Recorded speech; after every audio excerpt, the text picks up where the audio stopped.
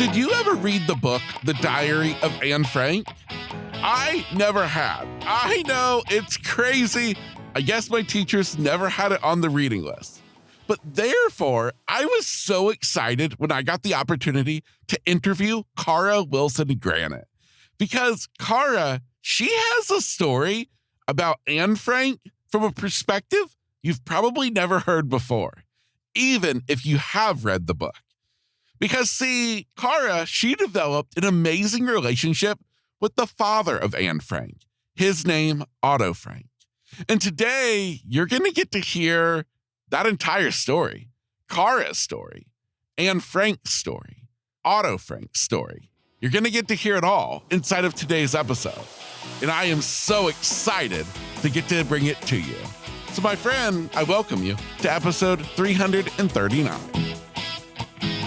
Yo, are you ready to flip the script on life? Because those bad days, they're just doors to better days. And that's exactly what we do here at Grit, Grace, and Inspiration. Your host, Kevin Lowe, he's been flipping the script on his own life, turning over 20 years of being completely blind into straight up inspiration, motivation, and encouragement just for you. So, kick back, relax, and let me introduce you to your host, Kevin Lowe. I am in the studio today with Cara Wilson-Granat. Cara, welcome to the podcast. Thank you so much, Kevin. I'm very happy to be here. Oh my goodness. I am so excited to get to explore your story. And I was trying to think, where's the best place for us to begin?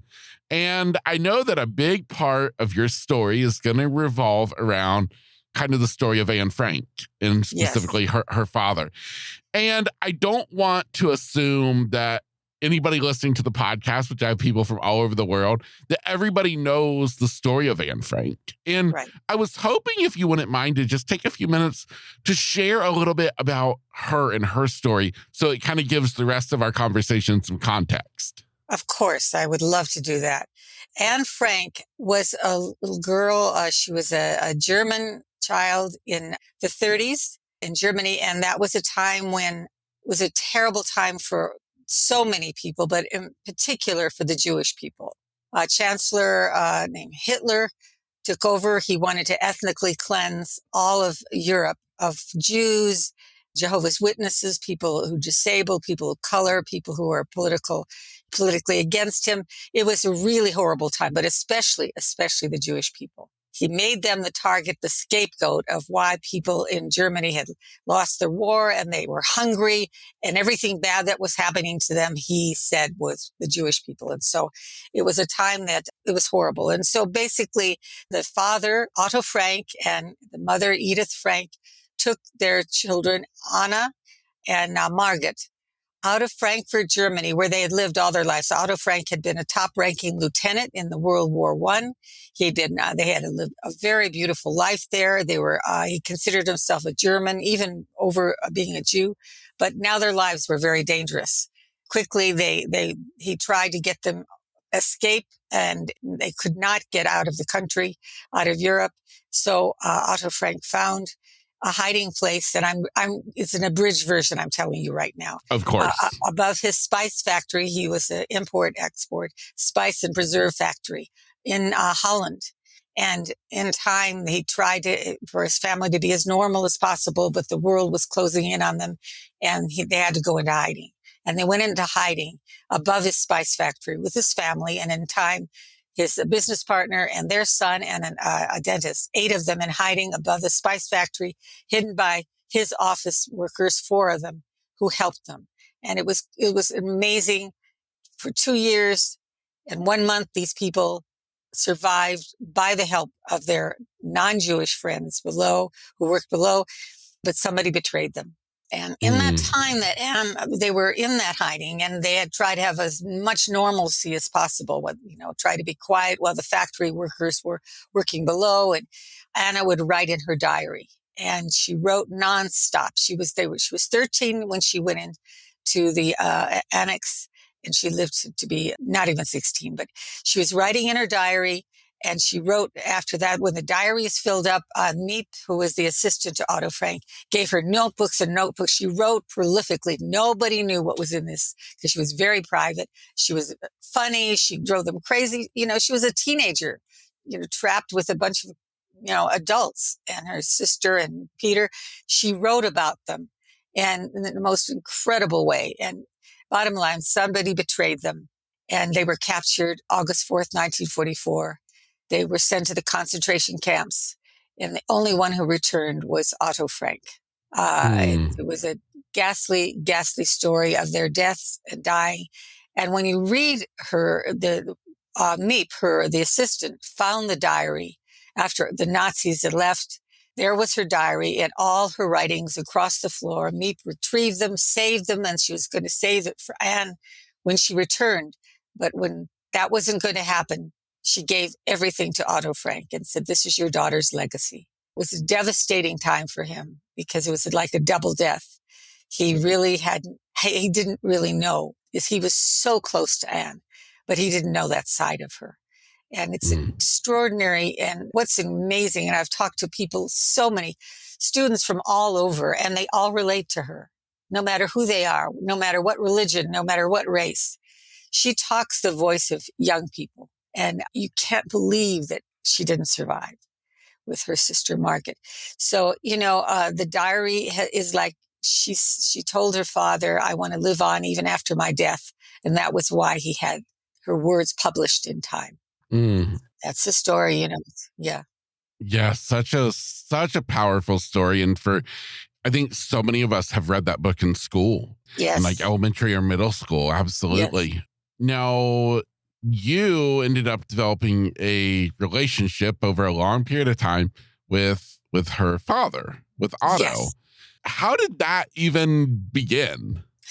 By the time the book, The Diary of Anne Frank, was published, that was the early 50s, it became a Broadway show. It became so popular all over the world. It was like amazing. And then 20th Century Fox sent out talent scouts because they were going to do the movie, The Diary of Anne Frank. And they went all over the country trying to find someone who looked like the young Anne. And I was at 12 years old. I looked a lot like her. And somebody said, "Would you like to audition for the part?" Of course, I went crazy. I mean, here I was in Southern California. I wanted to be a dancer and an actor and all of that. I was thrilled. And it was the first time at age 12 that I even read The Diary of Anne Frank.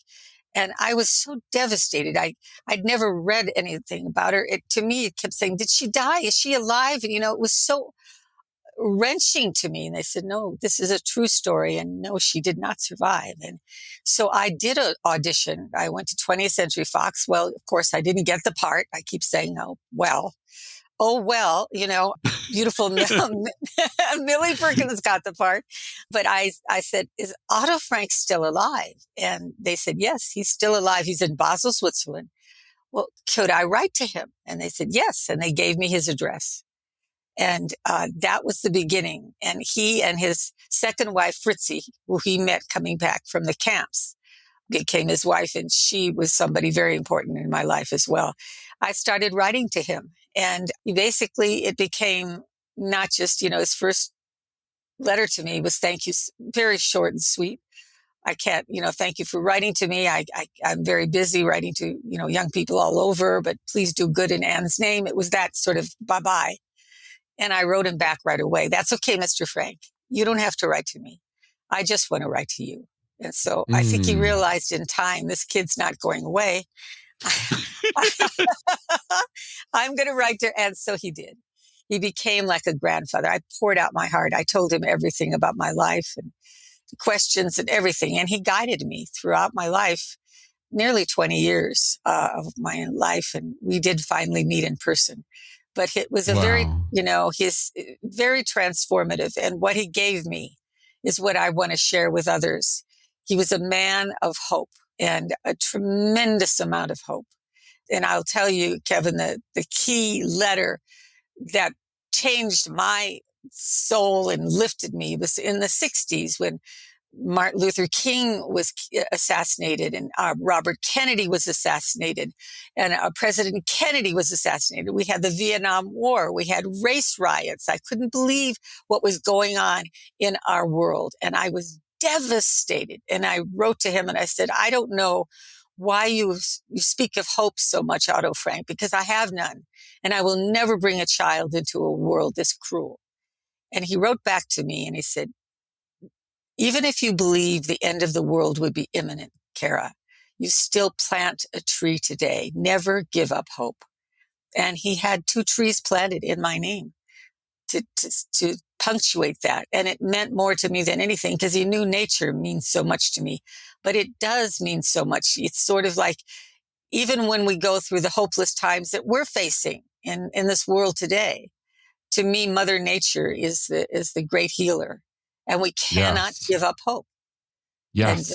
And, we can't. Yeah, absolutely. Hope is everything. It is everything, Kevin. Yes. Now, out of curiosity, I mean, you were just a young teenage girl. What made you, I mean, especially you didn't get the part, but Right. What made you want to reach out to her father? I fell in love with him. He was like, my father was a good man, was a kind person. I wanted that relationship that Anne had with her father. I wanted this man. I wanted his full attention. I wanted his time. I never knew my grandfathers. To me, he represented everything that a father was. And of course, looking at it later as an adult, I realized, of course, he was all of that, Fran. He was trapped inside, they were hiding. And so he had been a businessman. He wouldn't have had the time either. But because he was there with them, he was their teacher. He was their confidant. He was everything. And to me, he was their everything. And I loved his relationship with Anne. It really moved me. He was like, To Kill a Mockingbird is also one of my favorite books. And he was my Atticus. He is just that. I loved his compassion, his caring. And I felt I needed to talk to him. Yeah, absolutely. Now, during the time that you spent this time writing back and forth, did you ever tell your family or friends about this? I did. Some of them understood. It wasn't until really recently when I have been giving talks all over that people, really, really care about this story. At the time, my father didn't really know. He was busy. Later on, he felt a little jealous, but it's sort of like, that's fine. I had this wonderful relationship. It was just a very special relationship. And I felt I could tell him anything. And he was so patient and kind with me. The way he validated it didn't, later when I saw my letters, it was almost embarrassing. Everything was exclamation points and blah, blah, blah. And I thought, oh my God, this man was so kind. But it was only later, Kevin, when I finally met him in person, would I realize how much he validated not only myself, but the world of children that reached out to him. He gave us, when he opened up this cupboard door, when we finally were together, and I saw from ceiling to floor, boxes and boxes and boxes, thousands of letters from young people all over the world. And he answered every one of us. And then he took this huge box, put it in front of me and said, "These are your letters." And so he validated me, he saved me, and that's what he did for all of us. I mean, two of them are like, I call them my brothers, the longtime correspondence with Otto Frank. One became an artist and the other one became a priest. And so, yeah, they're my brothers, Father John Neiman and Ryan Cooper. And I love them dearly. And they have their own extraordinary stories about Otto Frank. Yeah. Wow. Now tell me the story about finally getting to meet Otto. Well, that's good. I've told that story so many times, and each time it's going to make me cry. I'm sorry. You're going to make me cry, Kevin. Because coming from Hollywood, that world, everything in my life, it still is. Scene A and scene B. Scene A is the way I wish life would be. And scene B is the backup scene. It could never be that good, Mm. but oh well, I'll do that. Yes. And so finally, when I was heading first to Amsterdam to meet Miep, Miep was his assistant. And Kevin, she's a story all on her own. Miep Geese is a hero, and she would get upset. No, I'm not. I said, oh, yes, you are. You see, they've done movies about her and documentaries. She was an extraordinary human being. And she was the one, she and her husband, Jan, took me through the Anne Frank house and told me everything. So many of the things I know now are because of me. And so we had this wonderful time together. She says, well, you better get to Basel because Otto and Fritzi are waiting for you. And so I practiced on this train going to Basel, Switzerland, after writing Basel a million times, it seems, on this train. And I'm practicing. Scene A was, I wanted him to be everything I wanted him to be, that we would hug each other and it would be so emotional and he would be this beautiful soul that I love so much. But scene B was, I'm a busy man, Cara, let's have some tea. And I must go. It was that, I thought, oh, it can't be that. I want it to be scene A. And finally, Basel station, doors open, trains open, and there's Fritzi. And we recognized each other right away. Oh my God, we were hugging each other. And I said, where's Otto, Fritzi? She says, there he is. And there he was, Kevin, standing on the platform, a very tall man. You could see where he could have been a Prussian soldier. He carried himself so tall and erected, very elegant with his suit and tie and shirt, and everything about him had class and elegance. And he turns to me, arms outspread. Cara, at last. It was scene A. It was incredible. It was so emotional. And we went back to their place and I was talking nonstop. And he showed me the family albums that Miep had recovered as well, and of the children. And we were saying everything. There was, I asked him a million questions, the two pivotal ones. And I wish I had more time with him and more things to talk to him about, but I was so overwhelmed. But there was two things that stand out in my mind. One, he showed me this picture, this little snapshot. And I said, who is that, Otto? And he said, those little boys in a sandbox, adorable little golden-haired boys in a sandbox. He said, they were my friends. That is me as a child. And all of those little boys grew up to become Nazis. And that was like a gut punch because those children were not Nazis. They learned that. They became that. That's something, you learn cruelty, you learn fear. But those beautiful little children were not that. And it really, really affected me. And the other part, when not only the extraordinary, seeing all the letters, which was just floored me, but when I asked him, Otto, do you know who betrayed you? And he turned to me and he just said, it doesn't matter. And I've learned since that he probably did know who it was. But at the time I met him, it was 3 years before he died. When he was first liberated, it mattered extraordinarily. He did everything he could to find out. What is it? Somebody he knew. There were many suspects and he went to trials. He tried to find out who did this. And by the time I met him, there was peace. You could see the pain in his eyes, but he had let it go. It wasn't going to do anything any good. And it would have destroyed the innocent people around whoever it was who betrayed them, and mostly the children of this person. So he just said to me, it doesn't matter. And that doesn't matter has resonated with me throughout my life.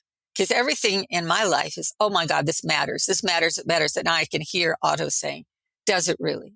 Does it really matter? Can you let it go? And most of the time we can. Wow. I mean, is there not such wisdom in that very statement alone? Isn't it? True. I mean, talk about setting you free, to acknowledge, does it really matter? That's right. Wow. Now, speaking about the thing of who betrayed them, I actually read, preparing for our interview day, that all these letters years later would actually be used in some type of investigation into this. That's true. Yeah, That is talk to me true. about that. And that was a recent discovery. Let me tell you, I had Yeah. no idea. I was contacted by, his name is Vince Pankow. He's absolutely become a very dear friend of mine. He's a retired FBI agent, and he was part of this investigation. He had been retired, and it was a cold case investigation that he was asked, would you help us see if we can find who the betrayer was? So he was involved in an extensive, I mean, we're talking about years of trying, uncovering every single, there's so many people I could talk to you about who are suspect, even now, that they have very good cases. There's many of them who you'd say, well, he has to be. A wonderful book by Carol Ann Lee wrote The Hidden Life of Otto Frank, who absolutely, the family believes this is Tony Allers, a Dutch Nazi who was blackmailing Otto Frank.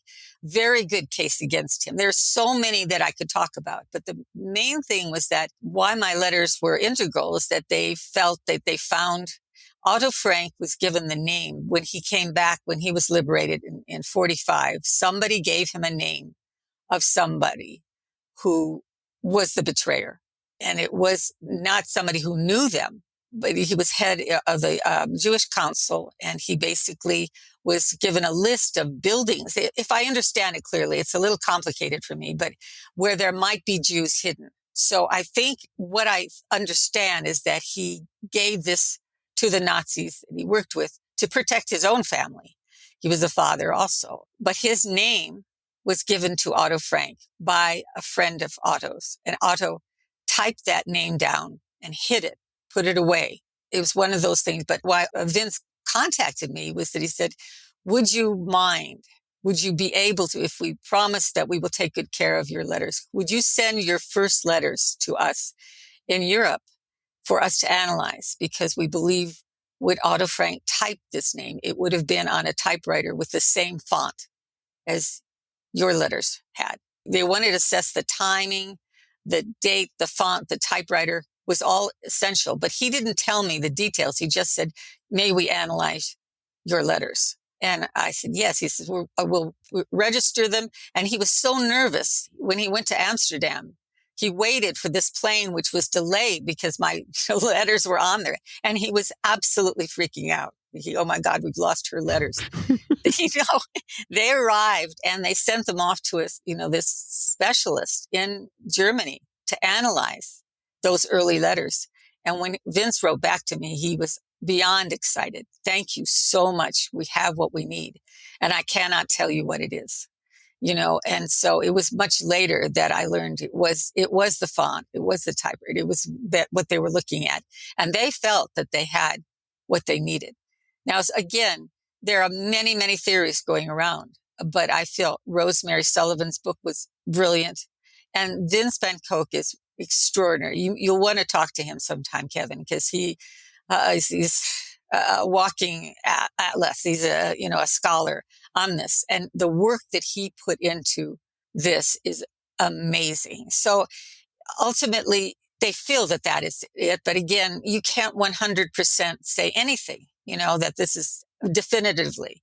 But he has some very good proof. And apparently my letters had something to do with it, which was beyond anything I could even fathom. Yeah, absolutely. How many years maybe after Otto passed away, did this happen where they contacted you about the letters? This was recently. This was a few years ago. Okay. Wow. Yeah. Wow. Yes. Even more crazy that it was that long. That's right. Well, I guess the cold case, I don't know the dates. He was working on it maybe 10 years, but as they were going through that, then they thought, okay, they were zeroing in on the fact that he typed this down. He wrote it down. And that's where they were just zeroing in. And so when he found me, it was, so we've all met. We have Father John and Ryan and Vince and I, we call ourselves the automobilers. We've given talks together. And they each have amazing points of view. We all have our own perspective of Otto Frank and how we did that. But yes, I mean, we have our own theories. And after a while, you think this person could absolutely have done it, or that person, or that person. And Otto Frank said, there were at least 250 people who knew they were in hiding. It could have been an accident. Some people say it was an absolute accident that they were discovered. One of the things that Vince said, and I found it profoundly fascinating, was when the Nazis and the Dutch Nazis, they called them the Green Police, and the head Nazi Silberbauer on August 4th went to the office workers and said, give us the keys, show us, they knew. Now they found out that there were Jews hiding. What they would have noticed, and as an investigator, Vince said they would have noticed immediately, because, the door where the family was hiding was now a bookcase was in front of it. Nobody would have known that there was a door behind it unless you look down on the floor, what was called a witness sign. A witness, it was like you saw this, it's a crescent shape on the floor that says that this bookcase opens and closes. Yes. And they would have seen that right away. So it's a story that keeps on. Each time I think the story has been told, one more thing, So that witness sign was just phenomenal. And yeah, Vince went into much detail about it. And the capture itself is just horrible. But I'm working on another project about Otto Frank, and it takes me back there in those camps. And he was a man, he identified more than anything in the world of being Papa Frank, being a father. And that's the thing that kept him alive. The very, very thing. He was nearly near his death. And he said to this young man with him when they were in Auschwitz, he says, let's just talk about literature and music. Not about food. There was death and stench all around them. He says, let's talk about what we love, music. And he says, and please, I need to be a father to someone. I need to be a father. That's who I am. Call me Papa Frank. And so this young man called him Papa Frank forever. And that's what kept him going. Yeah, it was really extraordinary story. Amazing. Wow. Man. Absolutely. I'm curious for you, kind of your own personal life. How did this relationship affect you and impact maybe where you went with your life as you grew older? It's a great question, Kevin. And usually when I haven't talked, because I'm so used to talking about them, but after he passed, and Fritzy and I were still writing to each other and very close. I was close to Buddy Elias, his nephew, this family. My life after, I was in Southern California. I was a married woman. My sons, Ethan and Jesse, were off in school, grown. I went through divorce, bankruptcy. I lost everything that I knew in my life, hit the floor. It was like I was, almost 50 years old. I had never really been out on my own. And I thought this was the end of my life. I didn't know how I was going to cope with anything. It was just, I was a babe in the woods, and just terrified. So a friend of mine wrote to me and said, she was in Monterey, and said, come to us from LA, my husband and I, and write, do press releases, and we'll find you a place. Don't worry, you're going to be fine. She was an angel. She was a total angel. And so it was the first time I really got in this funky old car, and I took off. I don't know how I did it. And I heard this voice loud and clear in my soul that said, you're all right. You are fine. Your children are fine. They're off in school and in college, and, you're healthy. Your animals are going to be fine. I had 6 animals to take care of. But this voice said, but you're not learning your lessons. And so we've pulled the rug out from under you, and you're going to have to start all over again. And that's just what this voice, I have some tough angels, Kevin. Yes. They're not messing with me. It's like there's no sugarcoating there. They're just saying, get over it and get on. Yes, I was so, I'm not going to say it was easy. I sat on the studio floor, this little box after having this beautiful rustic home in the Hollywood Hills with boxes all around me, my 6 animals. I didn't know if I wanted to go on living. But the only thing that really kept me going, even though I knew my sons were fine, I had to feed my animals. I mean, I love them more than anything. So who is going to take care of them if I off myself? So I went out and had every job in the world, which turned out to be the best thing that could have ever happened to me. I mean, it was really, but on top of that, while I'm sitting on the floor, I had this fax machine that was started pumping out just all these papers. And what it said was, a friend of mine who was in Hollywood said, Cara, I think I found a producer a publisher who wants to write your story about Otto Frank. And I went, what? That was so, are you, what? And there it was.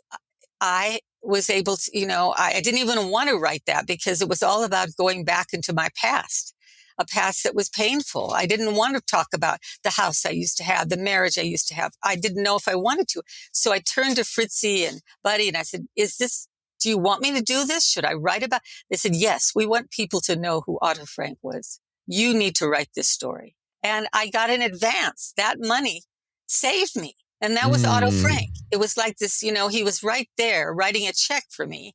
And on top of that, another spooky thing that would happen while I was doing all this, strangest thing kept happening. The number 8 kept popping up. If 8 friends would show up to go to a concert on the 8th row with 8 tickets, I'd go into the forest and there, right at my feet, there'd be a torn card with the number 8 on it. It was happening all the time. And finally, somebody called me and said, Cara, do you know what the number 8 is in Italian? It's Otto. Wow. I know. And it's a sign of infinity and, abundance. He was again from on high telling me, you can't give up hope. So I'm telling you, it was an extraordinary second half of my life. And that's how I met my husband now, Peter. But that took years. I mean, I had to do a lot of work. I had to grow up. I'm still not grown up, Kevin. I mean, I'm an older than God, but I still have not grown up. My goodness. Yeah. I'll remain immature all my life. And maybe that's, maybe that's a good thing. Absolutely. Oh my God. So your book or memoir is Tree of Hope. Tree of Hope. Talk about the title. Because when he, told me, even if the end of the world would be imminent, you still plant a tree today. He was my tree of hope. He gave me that hope. And trees to me are everything hopeful and all of nature. One of my other books is Strength from Nature, but he knew that. He knew how much that would mean to me. And he was that. He was my tree of hope. He would not let me give up hope. And I know when I go through I have a side of me that has a dark side, a hopelessness. Oh, it's never going to, when I see the tragedies that are happening in the world today, I tend to go to that place. And yet I remember, I would be calling up Otto and saying, please, tell me again. When I read about what he went through and then losing his beautiful daughters, all of that. And yet he was able to give all of us young people, many of them, had riveting stories of hopelessness. And he gave us all that. And that was able to, we were able to help him continue being the father that he was meant to be. And he was our father figure. I can't give up hope. I have grandchildren why I looked at these young people who I believe they signed on for this crazy world. So I can't leave them or give up hope. We're here to help each other. And to teach each other. We're all students. We're all teachers. Everything we go through is something to help others. It's how we learn. It's how we uplift each other. I'm an absolute survivor junkie. I mean, to me, your story, Kevin, is amazing. I mean, I thrive on knowing people who are overcoming many obstacles in order to be who they are and enlighten people. And that's what gives me hope. Yeah, I love it so much. I want to ask you about the book, writing this book. Right. Was it difficult for you to go back and to be so open and to share this deeply personal relationship with somebody, to then put it out into the world? And kind of on top of that question is my second part is, had you besides for the letters back and forth, had you ever thought about being a writer in the first place? I loved writing. I don't know if I thought about being a writer. I think more than anything, I wanted to be a performer, a dancer, an actor. And my kids have continued that. My grandchildren, they have that gene. But I basically, I thought more of that. But more than anything, I wanted to be a mother. And I wrote one of the things that Otto said to me, and it affected me deeply, is he said that with tears in his eyes when he was telling me the first time he opened Anne's diary. And he was so devastated because here he was the closest to her of all of them. And yet he didn't know this side of her. And it just threw him. I didn't know my daughter. And he said to me, know your children, Gara, know your children. And I'm so grateful. I didn't keep journals or diaries of myself. I tried to, and it was just like, ugh. But I wrote about them. I wrote journals about my children. And writing was something that I love doing, and I've done it. I was, a commercial writer. I was a copywriter, marketing, advertising for years, broadcast writing. I'm a storyteller. So I love writing people's stories and telling people's stories because everybody has a story. But did I want to see myself as a writer? No, I don't think so. I think I just love writing. There wasn't, it was sort of jack of all trades. I loved doing it all. I wanted to do it all in the arts. I wasn't that disciplined to do one thing. And I had to whittle down to what kind of a writer I am. Since I started out doing commercial writing, I realized I'm not, a Harper Lee, who to me is the best. I'm a conversational writer. I write the way I talk. And so, no, I didn't see myself that way. Writing was something that was easy for me. I loved writing it. I read, people's letters. I read, love stories, people's vows. I've done it for all my life. And it's just something that I enjoy immensely. That just comes naturally to me. But yeah, no, I just think I never saw myself that way. And I could never have imagined, yes, it was a very painful book. It was like the fourth book. There were other books before that. This was the last one. It's my favorite because the last part of it are the lessons I learned from Otto Frank. And I feel those are the ones I love to talk about, what he gave me and continues to give me in so many ways. It was a hard book, and it was a hard book for me to read later on, even now, because it's almost embarrassing to see how open I was. But in a sense, it endeared us to each other because we had a love for each other. We didn't get to, I didn't get to visit him as much and see him the way Father John and Ryan did, but I had a deep love for him and his family. Buddy Elias, the nephew, and Fritzy was absolutely there for me. And a very, very painful time. She wrote to me like a grandmother and was there guiding me. She was a very funny lady, but she was a very strong woman, and they adored each other. But yeah, it was not an easy one. And what is only easy to talk about now is I feel like I'm a channel for him. I don't want it to be the Cara show. It has nothing to do with me. I want to be the voice for those people that have passed, Anna and Margit, and especially Otto, whose voice is so strong, especially now with all the horror and the tragedy that is happening in the world. I know that he would just be devastated with it and would be saying the same thing. You cannot give up hope. We must unite. He was a man that believed in uniting the world, all races, all religions, Israelis, Palestinians. He wanted them all to be together. And I echo that. We must not have enemies of each other. We're here to love each other. Yeah, absolutely. Such a beautiful story that you have. And I have one last question, but before I ask you that question, for somebody who's interested in your book and interested in everything that you do, because I would love for you even to share a little bit about what you do with writing. Sure. Tell everybody where people can go to learn more about you and what you do. Thank you. Yes, certainly my books are on Amazon, Tree of Hope, and also Strength from Nature. But you can go on my website, which is wordsfromcara.com, www.wordsfromcara.com. And I'm writing right now with a person that you know very well who introduced us, Sally Lotz. And she is an author and a speaker and a podcaster. And she coaches people to write their books. She's a longtime friend of mine, very dear woman. And we are trying something new because this is sort of our wheelhouse, and we're doing 90-day turnaround books. And so I interview them and we market them, and she finds a way to do that. But basically in 90 days, you can have your story. And you can find her also, hello@SallyLotz, LOTZ.com. But you can find that also on my website. You can contact Sally.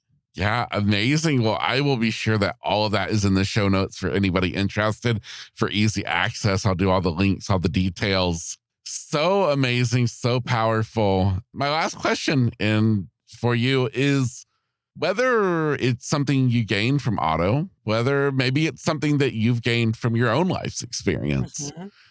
In the world today that we're going in and all these just crazy uncertain times, what is that last message you would like to leave the person listening to us today who's maybe worried, they're anxious, they're struggling just with the fear of the world today?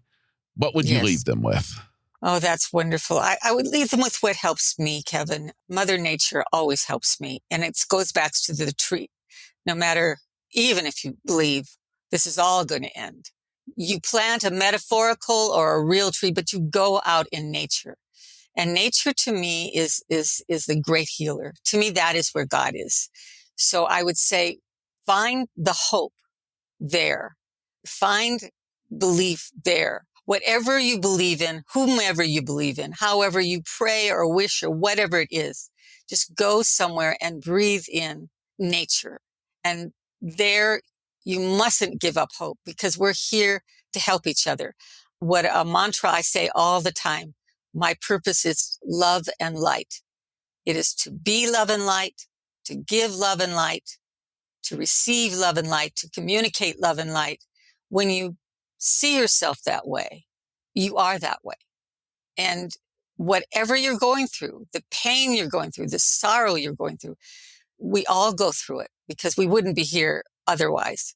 We can help others find the blessings inside us, in our lives, and they're there. They are always there. They're harder sometimes to dig. They're like gems, but they're there. And so, yes, I continue helping others through whatever you're going through, just like you are, Kevin. And I'm grateful, very grateful to all those who are doing the very thing. So I just don't give up hope. Plant a tree. Don't give up hope. I love it so much. Cara, thank you so much for sharing your story, for sharing the story of Anne Frank, of Otto Frank. It's such a powerful message, and I just sincerely appreciate you sharing it with us today. Thank you for giving me this opportunity, Kevin, and it's a pleasure meeting you. Wonderful meeting you. Thank you with all my heart. And they can contact me anytime they want. Okay. Yes. Perfect. And for you listening today, my hope as always is that you've heard something today that not only you enjoyed, but more so maybe has you thinking about life in a little bit different way, because that's what it's about here. It's about inspiring you to look at the hard stuff, maybe from a different angle, and hopefully making tomorrow even a little bit better than today. Until next time, I'm Kevin Lowe, and this, of course, is another episode of Grit, Grace, and Inspiration.